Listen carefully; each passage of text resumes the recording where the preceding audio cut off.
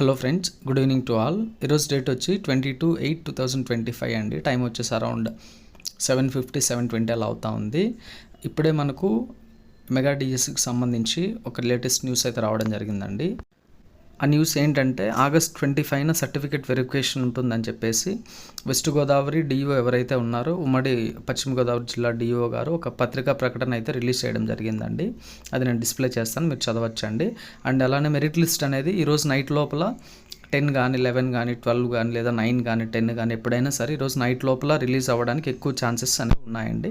Release చేస్తామని చెప్పారు కాబట్టి ఈరోజు రిలీజ్ చేస్తారని నేను అనుకుంటా ఉన్నాను.